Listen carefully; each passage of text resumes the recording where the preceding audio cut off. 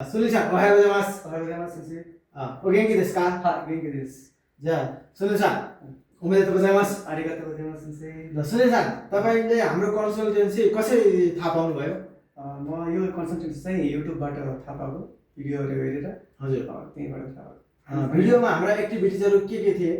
एक्टिभिटिजहरू मेन्सिसीको क्लासहरू, हजुर। त्यसपछि इन्टरभ्यूको प्रिपरेसन कसरी हुन्छ, अनि हाम्रो यो ट्रेनिङ स्किलको ट्रेनिङहरू, हजुर। अनि त्यसपछि हाम्रो विद्यार्थीहरूलाई मेन्सिसी दिइसकेपछि पास भइसकेपछि पनि क्लासहरू कसरी आउनुपर्छ, कसरी एटेन्ड गर्नुपर्छ, त्यही कुराहरू भयो है हाम्रो पहिलो दिनमा। त्यसपछि तपाईँ हामीसँग स्पिकिङ क्लास अनि इन्टरभ्यू क्लास हाम्रो एक्टिभिटिजमा तपाईँ सहकार्य गर्नुभयो होइन? र तपाईँ हामीसँग पढ्न आउनुभयो, जापानिज भाषाहरू पढ्नुभयो, तपाईँको लेभल कस्तो रहेछ हामीले राम्रोसँग थाहा पायौँ। अनि त्यसपछि त्यही अनुसार हामीले तपाईँलाई पढाउँदै गयौँ र 2 हप्तामा तपाईँलाई हामीले के राख्यौँ? इन्टरभ्यू राख्यौँ। र त्यो इन्टरभ्यू राख्दा पहिला तपाईँको जापानिजको लेभल र 2 हप्तापछिको लेभलमा तपाईँले के पाउनुभयो? धेरै मैले फरक पाएँ। सुरुमा चाहिँ म खासै बोल्न सक्दैन थिएँ, पछि यहाँ स्पिकिङ क्लासहरू जोइन गरेँ, अनि दिनकै प्र्याक्टिसहरू गराउनु भयो।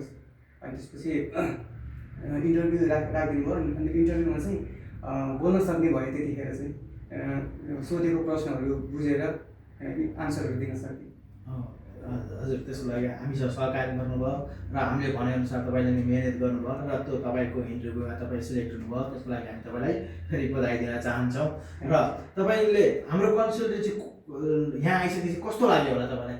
अरूभन्दा नि डिफ्रेन्ट लाग्यो मलाई चाहिँ। अरू कन्सल्टेन्सी पनि गएँ, बुझेँ मैले। हजुर। अनि इन्टरभ्यूहरू राखिदिन्छु भनेर डकुमेन्ट कलेक्ट गर्नुभयो।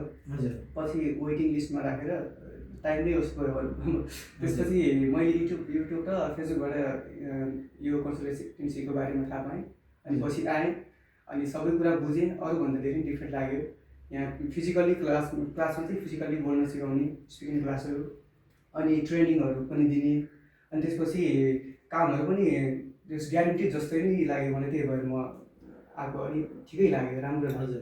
हामीले तपाईँलाई पहिला पनि भन्थ्यौँ, हामीसँग स्पिकिङ क्लास हुन्छ, इन्टरभ्यू क्लास हुन्छ, होटल ट्रेनिङ हुन्छ, र हामीले स्पिकिङ क्लास र इन्टरभ्यू क्लास दिनको 2 घन्टा पढाउँछौँ, प्लस कुक ट्रेनिङ क्लास 2 घन्टा गरेर हामीले 4 घन्टा पढाउँछौँ। हाम्रो यो 1 महिनाको कोर्स भनेर हामीले तपाईँलाई पहिले नै अवगत गराएका थियौँ। र त्यसपछि तपाईँ हामीसँग आउनुभयो, पास हुनुभयो होइन? त्यसपछि यो हाम्रो कन्सल्टेन्सी तपाईँलाई कस्तो गाइड गर्दैछ? अब चाहिँ जे होस्, अब पास भयो भनेर घरमा बस्नुभन्दा पनि क्लास चाहिँ नियमित रूपमा चाहिँ आउनु पऱ्यो। स्पिकिङ क्लास जोइन गर्नु पऱ्यो।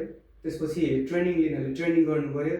त्यसपछि अब जापानिज भाषा खान्तीहरू, गुन्पोहरू, ग्रामरहरू अझै निखारेर पढ्नु पऱ्यो। त्यस्तो गाइडहरू चाहिँ दिइराख्नु भएको छ। र म सबै हाम्रा भाइ बहिनीहरूलाई जो हामीसँग सहकार्य गरेर इन्टरभ्यू पास भइसकेपछि पनि हामीहरूसँग निरन्तर तरिकाले हामीसँग पढ्न आएर, जस्तो स्पिकिङको एबिलिटीहरू, खान्जी राइटिङको एबिलिटीहरू होइन, सबै चिजहरू, जापानिजको कल्चर, काम गर्ने तरिका र जापानको माना होइन, जे जति हामी सबै सिकाउँछौँ। र ती सिकाउँदा हामी एकदमै स्ट्रिक्ट साथ सिकाउँछौँ र भोलि बिहान जापान गएर समस्या नपरोस् भन्ने तरिकाले। र जापान गइन्जेलसम्म जापानिज भाषाको स्पिकिङ लेभल N3 बराबरमा हामी गराउँछौँ।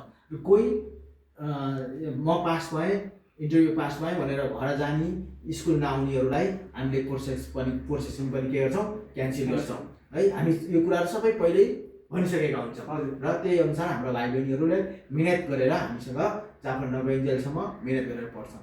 र सबैलाई म के अनुरोध गर्छु भने, हाम्रो सुनिल सान जस्तै गरेर जापानिज भाषा पढ्ने, पास हुने, र पास भएपछि पनि जापान नगइन्जेलसम्म जापानिज ल्याङ्ग्वेजलाई निरन्तरता दिनको लागि म रिक्वेस्ट पनि गर्छु। र सबैलाई यो म्यासेज जाओस् र हामीसँग सबैजना सहकार्य गर्न आउनु होला। हस्, थ्याङ्क यू।